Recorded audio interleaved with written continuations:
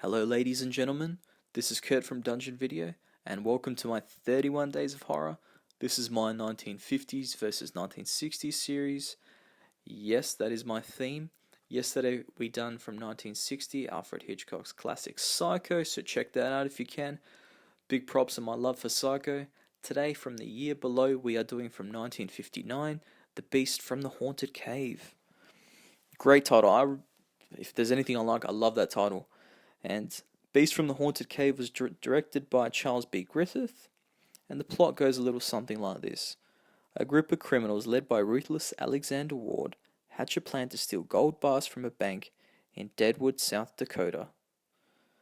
Ward sends one of his best henchmen, Marty Jones, to set an explosion in the nearby gold mine.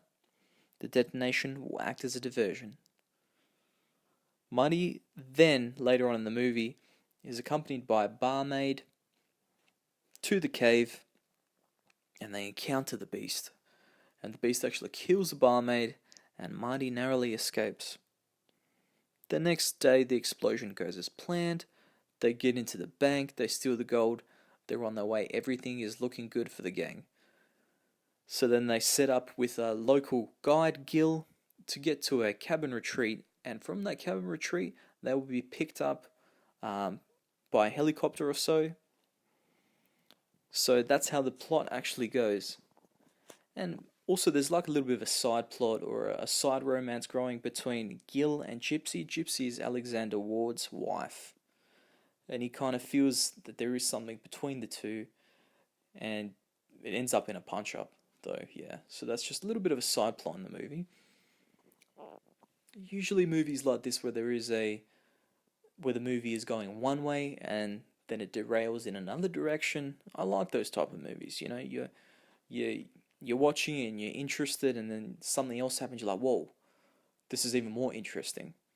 Movies like From Dusk Till Dawn, or movies like Dusk Till Dawn actually is the only one that's popping to mind. But yeah, okay, this is from the 1950s, but just the dialogue. It's kind of a little bit of a time lapse in the movie where you're just waiting for something to happen.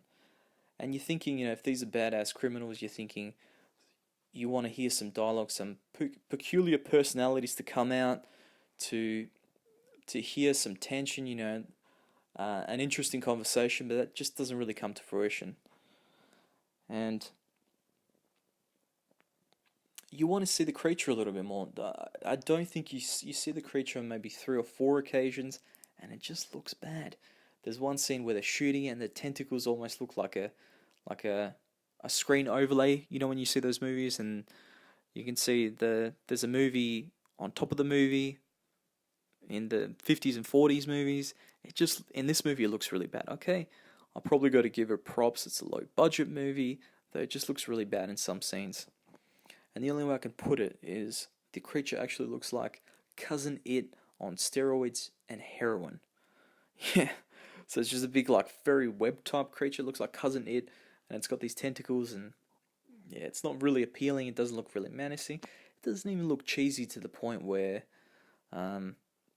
it's interesting or appealing like the giant leeches that I reviewed. Those were funny, cheesy, they looked cool, and there was a little bit of charm in it. There was nothing in this movie, or the creature didn't look that way.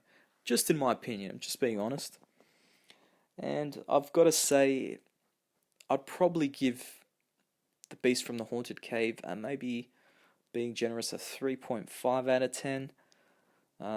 It's a little bit boring in some scenes, though. It's got some redeemable scenes. I guess you get to see a creature. So yeah, I would give it a 3.5 out of 10. So guys, if you could drop a comment, let me know if you've watched the movie. If you picked up something good out of the movie, if you really like it, I'd like to hear a different perspective. So thanks for watching, guys, and welcome back to Dungeon Video again.